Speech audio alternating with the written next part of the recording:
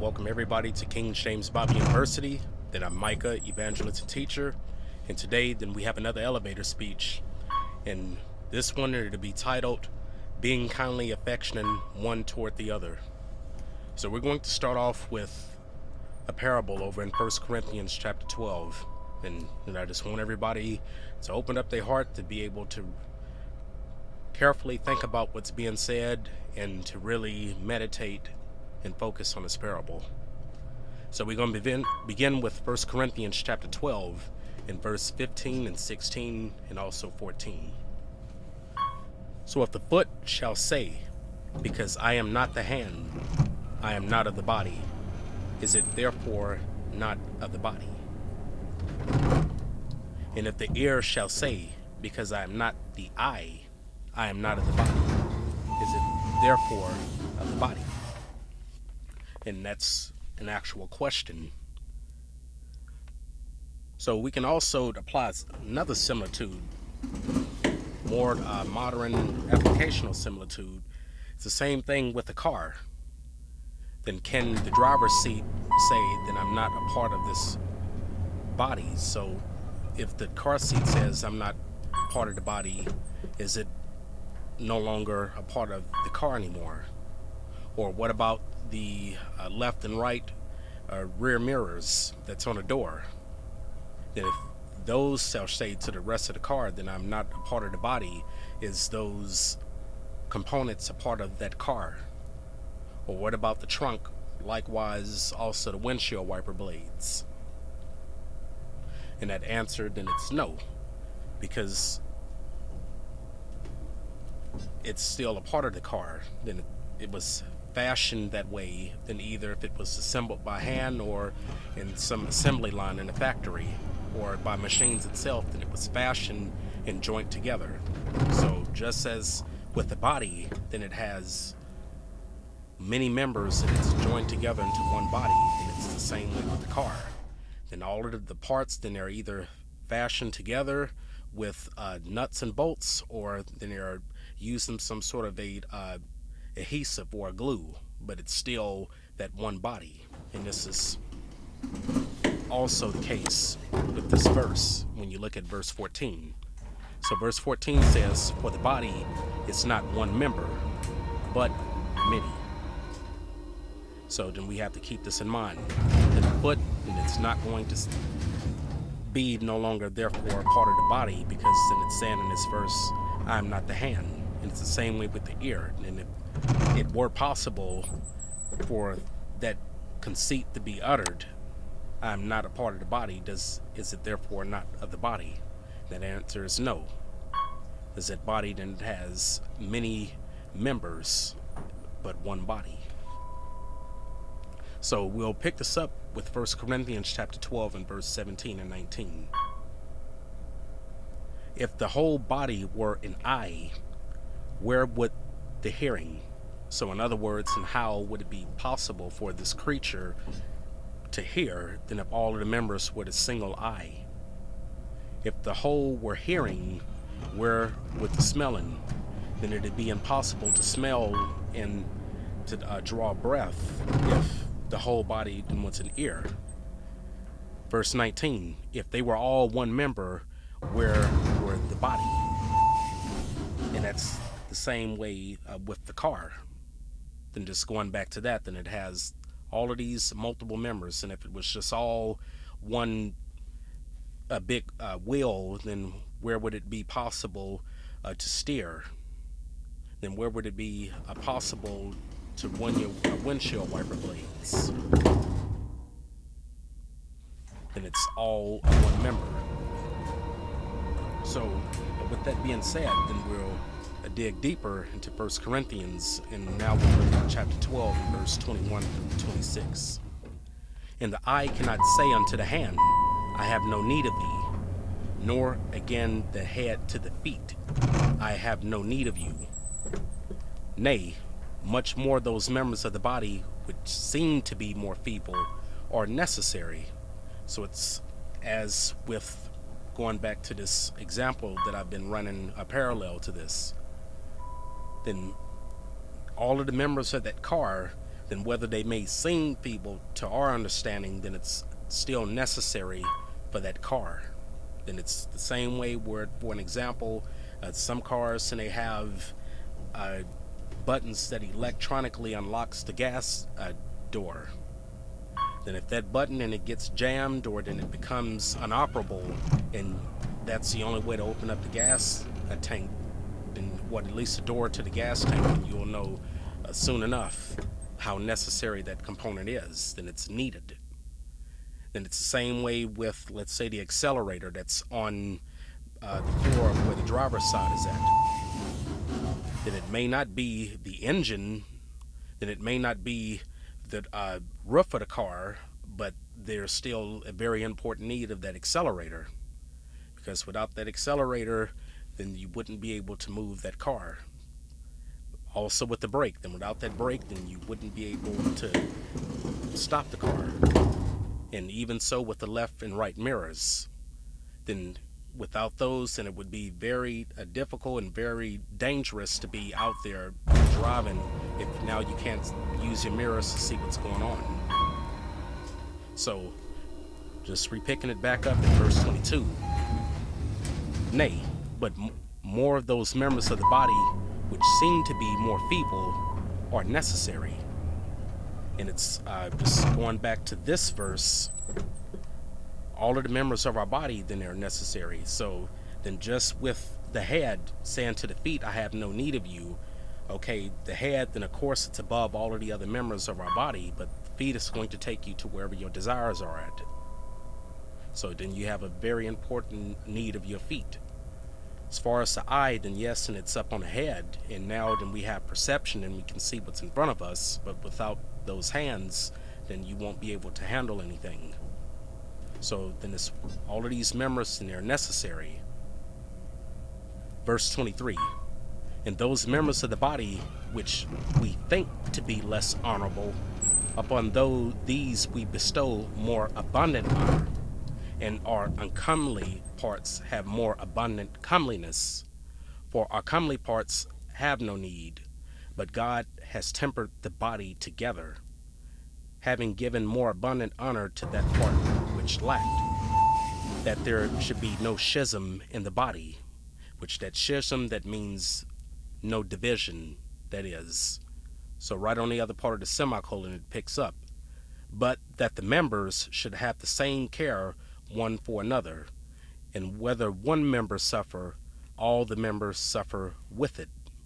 Then just for an example, then if you were to have like a, let's say somewhat of a moderate to a severe scrape on your arm, or then if you ended up piercing your hand, then you're going to stop what you're doing.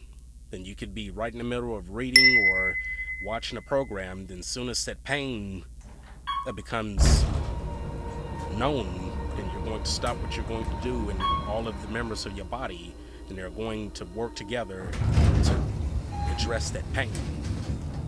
So in this case, then with the scrape, then that's when you're going to end up using your feet to walk to wherever that first aid kit is at. Then you're going to use your other hand to grab that band-aid, then to grab those wipes, and to clean off that scrape, and also to apply that band-aid that's on the wound.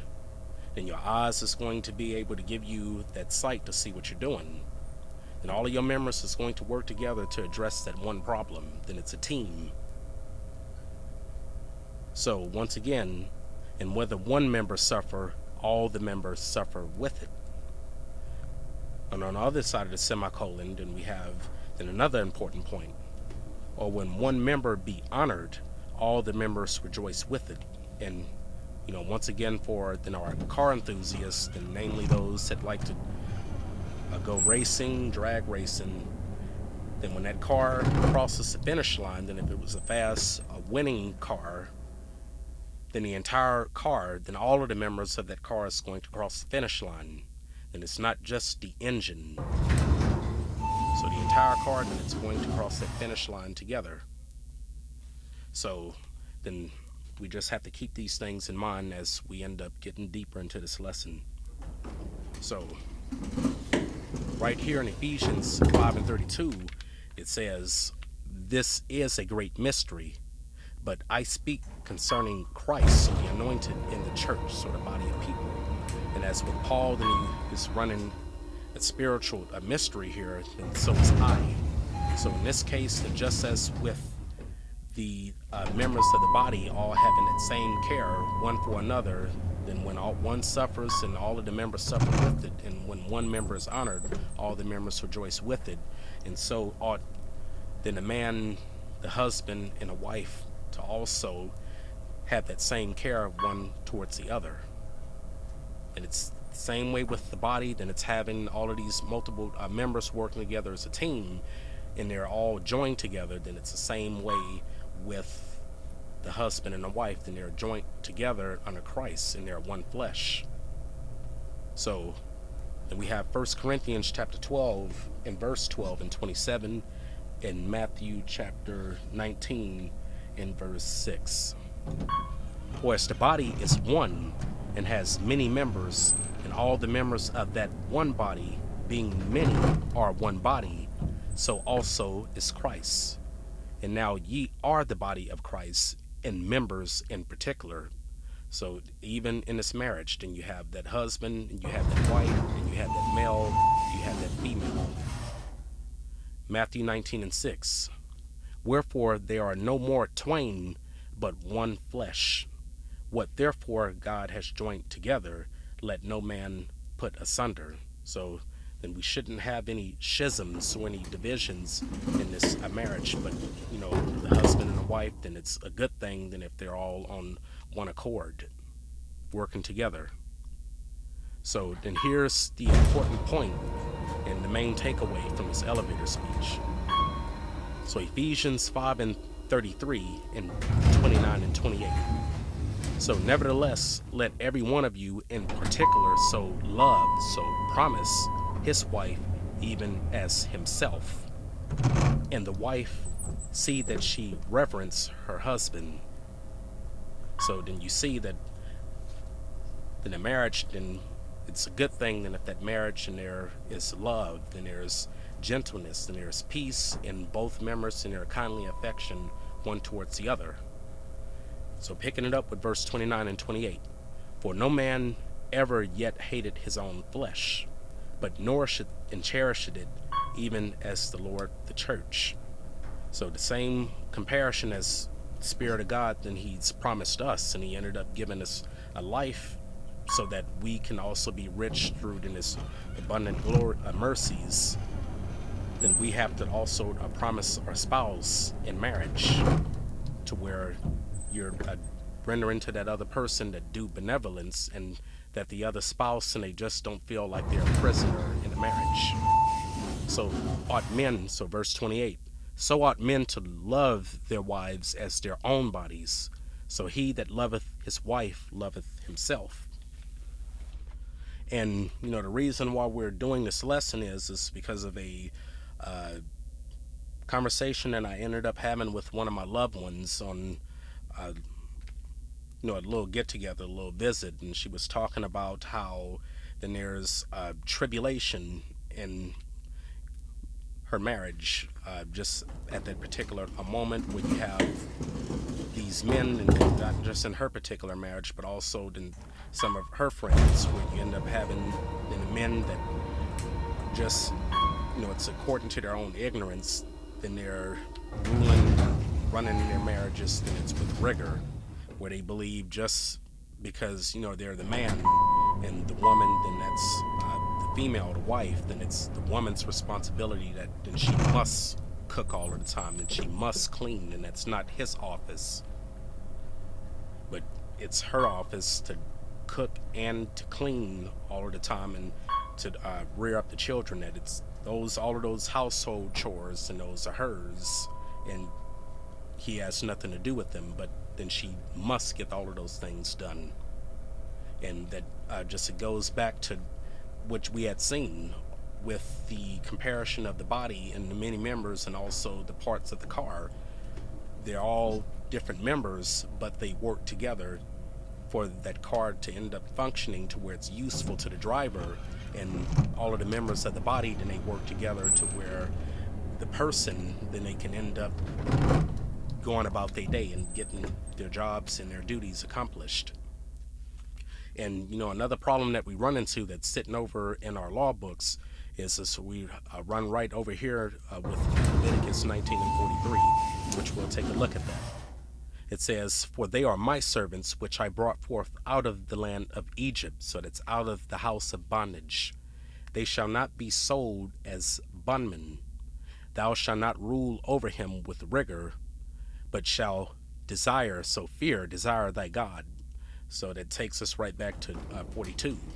So that he brought us out of bondage, and then shouldn't be returning back to that. And that's what we do of our own minds, but the Spirit of God, then it was his desire to bring us out.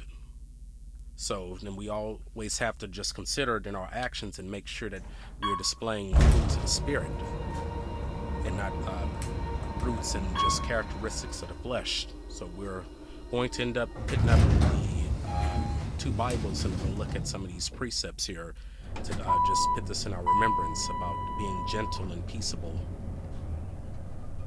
So what we'll do is now, and then we'll, on this side, then we'll put Wisdom of Solomon, and we'll put 7, and we'll put chapter 22 and 23 right here. And then on our right side, then we'll put Galatians, and we'll look at chapter 5, and we'll go to verse 22 and 23. So starting with Wisdom of Solomon.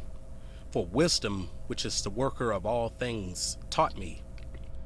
For in her is an understanding spirit, holy," so it's set apart, "one only, manifold and subtle, lively, clear, undefiled, plain, not subject to hurt, loving the thing that is good, quick, which cannot be letted, ready to do good." And this is one that we need to focus on right here in verse 22. "So kind to man, and so ought we to be.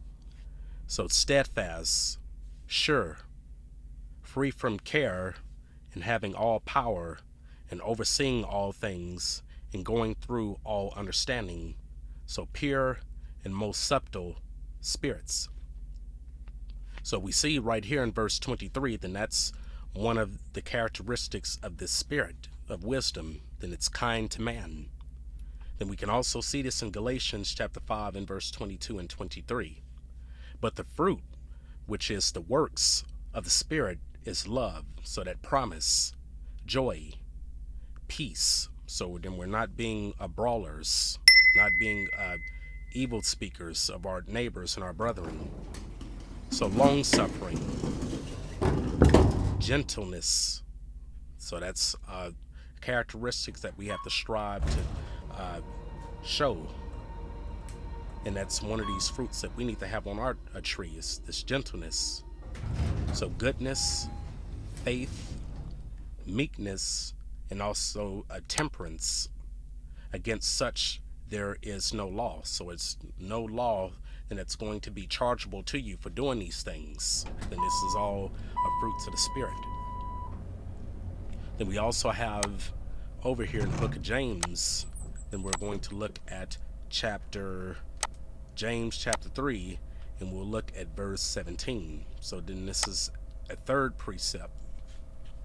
"But the wisdom that is from above is first pure, then peaceable." So there it is right there. Not brawlers, not evil speakers, then no strife, no sort of conflict, peace. "Gentle and easy to be entreated, full of mercy and good fruits, without partiality and without hypocrisy." So then just when we take this back to the lesson that's at hand, then that's why this husband and a wife, and they both should be working together as a team, and also rendering to each other that kindness and benevolence one towards the other. So then we'll continue forth with this lesson, and just before we get back into these precepts, just remember what's going on over here in Leviticus, that for they are my servants which I brought forth out of the land of Egypt. They shall not be sold as bondmen, and thou shalt not rule over him with rigor, but shall fear, that means desire thy God. So just another point that I wanted to expound on is even with those that are teachers, that are the pastors and the people that are feeding God's children, and they're not to be doing that with constraint either. And then you're doing that of a ready mind, and you're just being an example to the flock, but you're not ruling over them with rigor as well. And just going back to the husband and the wife, then it is a good thing in marriage, and it's honorable, then it is the honorable thing to do. And it's also good for that marriage to have, once again, then that benevolence and that kindness one towards the other, and for neither one member in the marriage to feel that they're a prisoner in their own home or a prisoner in their marriage.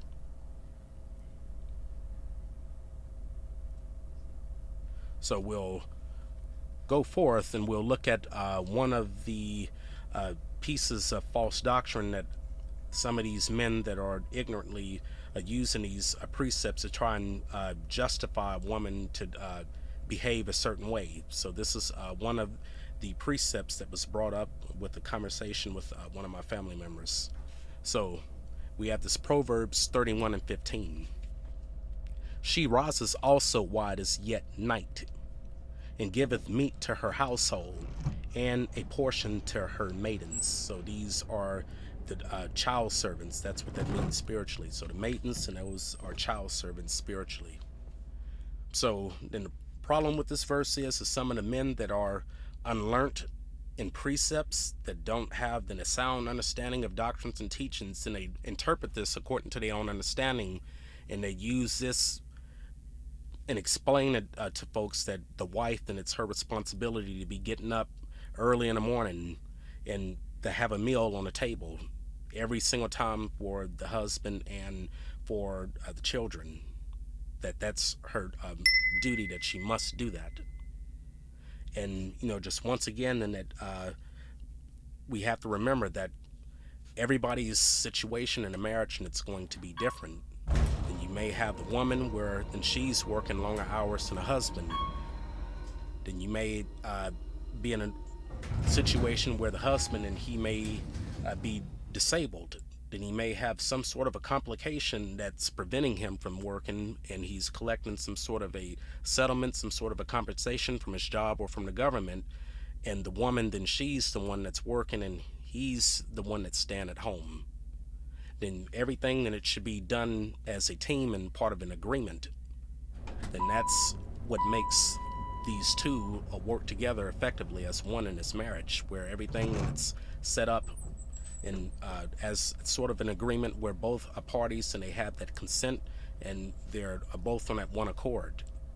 And you can take turns. For an example, you can set up like a routine or some sort of a schedule where, okay, Monday, then it's going to be my day to cook, and then Tuesday you get that one, I get Wednesday, you get Thursday, I get Friday, you get so on and so forth. Then you have a routine. Or in a case, let's say, with a man, then he is working, and then he ends up coming home, and for whatever reason, the woman, and she didn't end up cooking, you can still end up just hitting a restaurant, or you hit up a store and go and grab your meal, and you could simply just call your wife, and if she's not with you, and hey, what would you like? What would the kids like? And you just bring something home along the way. So it's the focus, and the driver behind it is everything that it should be done as a team, and not only that, everybody's setup, everybody's situation is going to be different. And it just also goes back to this: we're not ruling over each other with rigor, and we're not another's bondman. So that even brings up another example where if the woman, let's say if she was sick or ill, and her strength, and it's limited because of that sickness, then that husband, and he should have that sort of compassion if she's saying that she's just unable, just sick. then her strength is gone from her. And that's where that other member, then you're going to end up rendering that care. Just as the body, then it's going to all work together to heal and nurse a wounded member of the body. Then that's also then how that husband, it should be no sort of a problem to end up stepping up than if the wife then she's gotten sick, and also vice versa. So just going back to this Proverbs 31 and 15, this once again, then it's unfortunately, then it's interpreted the wrong way, and there is a false doctrine behind all of this with men trying to coerce or to push something on their wives that this is your responsibility to have a meal ready before the sun come up. And when you run precepts, and you'll see what this is talking about spiritually, because the she, and I actually covered this in my last elevator speech, and it was called Who Is Her? And if you hadn't seen it, then just go back and take a look at it. But leaving Proverbs 31 and 15, we go to the book of Job, and we'll look at chapter 12, and that's Job chapter 4 and verse 12 and 13. So that's Job 4 and 12 and 13, and also chapter 33 and 14 through 17. So then I don't know why I'm twisting all of this up, so I'm sorry, but it's Job chapter 4 and verse 12 and 13, and chapter 33 and verse 14 through 17. So now a thing was secretly brought to me, and mine ear received a little thereof, and thoughts from the vision of the night, when deep sleep falleth on men. For God speaketh once, yea, twice, yet man perceiveth it not. In a dream, and in a vision of the night, when deep sleep falleth upon men, and slumberings upon the bed. So that's what Proverbs 31 and 15 is talking about, that she, then that's that spirit of wisdom, rises also while it is yet night, and giveth meat, so that's bread, understanding to her household, and a portion to her maidens. Once again, maidens, those are child servants, so that could be spiritually then a male or a female. So what's going on is the spirit, then if you end up getting these dreams, then first things first is you have to thank the Most High for even appearing to you in that vision or that dream. And it's going to be in a parable, it's going to be spiritual, but then if you can discern that dream, or then if you can go to somebody that has the gift of discerning dreams, that vision, that dream, then there is instruction that's coming from the Most High. Then it's either going to be concerning you, concerning the situation that's tied to you, or it could be concerning somebody else that's tied to you. Then it's instructions. So we'll pick this up at verse 16 and 17. Then he openeth the ears of men, and sealeth their instruction, that he may withdraw man from his purpose, and hide pride from man. And just with this verse, and we can run all sorts of examples all throughout scripture of these examples of men that received these visions and dreams. And there's just all like two that I could just think of right off the top of my head. Then you would have Joseph, and you also have Daniel, that were very good with discerning these dreams, and it always led to some sort of it's a spiritual message coming from the Most High. So when you look at Proverbs 31 and 15, according to the understanding, then that's what that's talking about. In the spirit, then she does then some of her best work at night when you're asleep. Then when those visions and thoughts and dreams, and they come to you while you're asleep. And that's what that's talking about. So just going back to that false doctrine that is, then once again, then a good marriage, then it's going to be one that's established and built upon teamwork between the husband and the wife. Then many different setups for each household, but one that's built upon teamwork between the husband and the wife, and where neither spouse in their feel as if they're a prisoner in their marriage, is a good marriage. So we're going to move forward from Job chapter 4, and we'll look at Titus 2 and 5, because this was another precept, and it ended up coming up with this conversation that I was having with this family member. So we'll look at it. So it's Titus chapter 2 and 5, and what we'll actually do is we'll pull it up in one of these Bibles right here, and we'll take a look at it. So Titus, and we'll pick it up from verse 1, and we'll go all the way to verse 5. But speak thou the things which become sound doctrine, that the aged men be sober, grave, temperate, sound in faith, in charity, in patience. The aged women likewise, that they be in behavior as becoming holiness. So not false accusers, not given to much wine, teachers of good things, that they may teach the young women to be sober, to love their husbands, and to love children, their children, to be discreet, chaste, and keepers at home, good, obedient to their own husbands, that the word of God be not blasphemed. And the problem is with this part right here in Titus chapter 2 and verse 5, this keepers at home. So just with the last verse that we had seen, with which I'll put it up here, so it'll be right in front of our faces, is 31 and 15. The problem is when you have these men that are handling the scriptures and they're not doing it according to precepts. When you lean to your own understanding, then you're going to get these false doctrines, then which are to become dangerous to the person handling the doctrine, and also to other people that are giving heed to these falsities, these false teachings that are because of man's vain suspicion and their own opinions.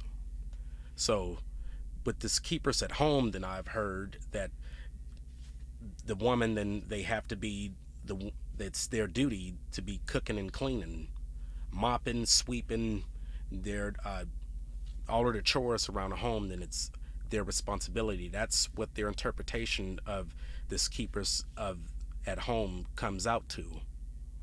And that's just, once again, for the umpteenth time, each household, and it's going to have a different setup. Long as the husband and the wife, then they have a game plan, they're working together as a team. That's the principal thing. That's the part that matters. There's also going to be different circumstances concerning work, concerning health complications, concerning, and also different complications concerning each marriage spouse's their schedule.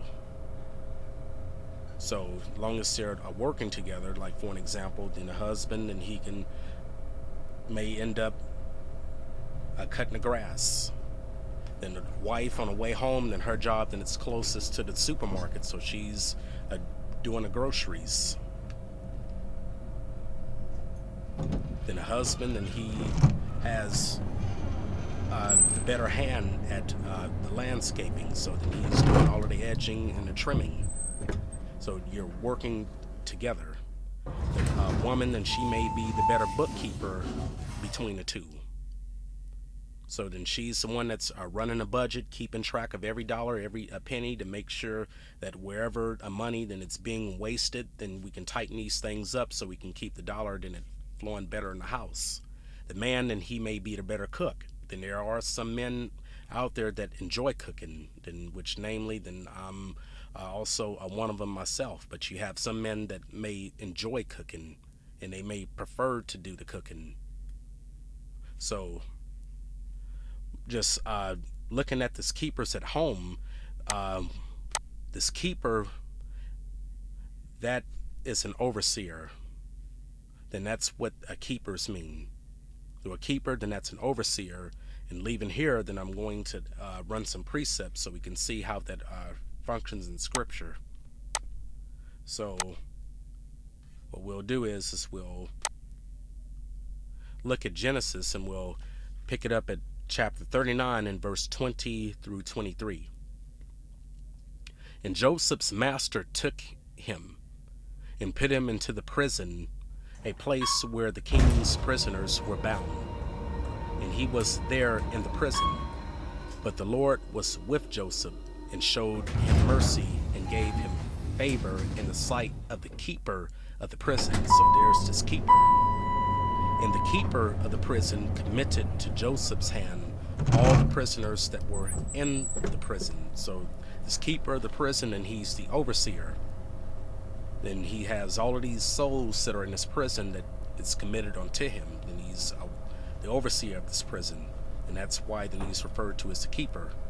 So just looking at verse 22, again, and the keeper of the prison committed to Joseph's hand all the prisoners that were in the prison. And whatsoever they did there, he was the doer of it. The keeper of the prison looked not to anything that was under his hand, so under Joseph's power. And this is why. Because the Spirit of God was with him, and that which he did, the Lord made it to prosper. And this goes back to that previous teaching that I did in Sirach chapter 1 and verse 8. So, in the hand of God is the prosperity of man. So,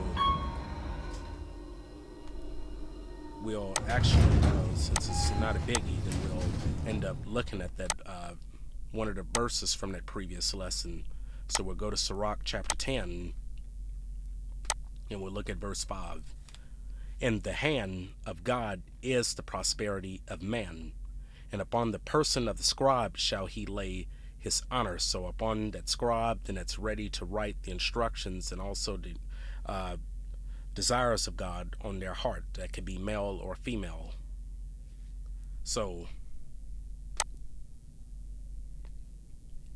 getting back over here to 39 and 23, that's just why the keeper of the prison, and he looked not to anything that was under Joseph's hand, because everything that he did, the Lord made it to prosper.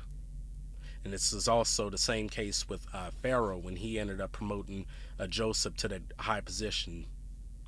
Then he committed a lot of things to Joseph, and whenever people would end up going to Pharaoh, then it was always, what did Joseph say? So we'll look at another example of this keeper, and we'll go to Genesis chapter 4 and verse 1 and 2. So, and Adam knew his wife, and she conceived and bare Cain, and said, I have gotten a man from the Lord. And she again bare his brother Abel, and Abel was a keeper of sheep. So just up here, then the same function behind his keeper, then it doesn't change. The keeper, then that's an overseer. And Abel was a keeper of sheep. Then we look at the sheep, then it's spiritual. But Cain was a tiller of the ground. So then he was a tiller of these fleshly things. And, we're going to end up just focusing more on this keeper of sheep. So exactly what Abel was doing. So we have John chapter 17 and verse 12, which we'll look at. While I was with them in the world, I kept them in thy way, so thy name. So this is the flock of God. Those that thou gavest me, I have kept, and none of them is lost, but the son of perdition. Because the Spirit of God, then he's not going to lose any. So the people that are ended up falling away, then they're going astray of their own mind. Which will, then I have a precept for that. Then we'll look at the book of Baruch, and we'll look at chapter 4, and I believe it is verse 28. Here it is, Baruch 4 and 28. For it was your mind to go astray from God. Because you remember what we looked at in John 17, then he is not going to lose any, but the son of perdition. For as it were your mind to go astray from God, So being returned, seek him 10 times more. So just going back to John 17 and 12, while I was with them in the world, I kept them in thy way. Those that thou gavest me I have kept, and none of them is lost, but the son of perdition, that the scripture might be fulfilled. Then there's more to this that we'll look at with 1 Peter chapter 5 and verse 2 and 3. So feed the flock of God which is among you, taking the oversight thereof, not by constraint, but willingly. So then there's no sort of rigor. Then you're not ruling over them, putting the people in bondage, not putting any burdens on them. So then is these exhortations to these elders or whoever the judges are. Then you're feeding the flock of God which is among you, taking the oversight thereof, but not by constraint, but willingly, and not for filthy lucre, but of a ready mind, neither as being lords over God's heritage, but being examples to the flock. And we're looking at this keeper, so we can get that understanding of what that is. Then a keeper, and that's an overseer. So then we've seen this with Joseph, and we've seen this also with Abel, and we're going to bring this back with what we had saw over in Titus, to be discreet, chaste, and keepers at home. So what we'll do is now we'll look at 2nd Esdras, and we'll go to chapter 8 in verse 10 through 12. At 2nd Esdras chapter 8 and verse 10 through 12. For thou hast commanded out of the parts of the body, that is to say, out of the breasts, milk to be given, which is the fruit of the breasts, that the thing which is fashioned may be nourished for a time, till thou disposest it to thy mercy. Thou broughtest it up with thy righteousness, and nourishest it in thy law, and reformest it with thy judgment. So bringing this back to the example and also the matter that's at hand, then the first natural teacher of the children, and it's the mother. Because the mother, then she has the breast, and that's the milk, that nourishment to be given for that child until they can end up growing to take stronger meat. Then they're going to be given that suck, that milk, which spiritually, then that milk, then that is the first, those foundational principles, and that's those carnal understandings. Because then if you try to give the infant this strong meat, then they wouldn't be able to bear it. So for a time, then they're fed the milk until they can be weaned from that. So just going back to this example here, then the first natural teacher, then it's naturally, then it's the mom. So then she has the milk, then that end up nourishing these young infants. And for those first couple of years, usually then the children, and they end up spending more time with the mom, these children, and they grow up. And towards their latter end, you see the father, then now they're teaching these children then these life principles. Then you're teaching them more stronger sorts of principles, and you're teaching them good judgment, and you're guiding them more with some of the wisdom that you've acquired along the way, and also then the discipline, then that's usually then it's coming from the father. So we'll look at an example of this with 1 Samuel chapter 1 and verse 20 through 23, with milk to be given, which is the fruit of the breast. So we're going to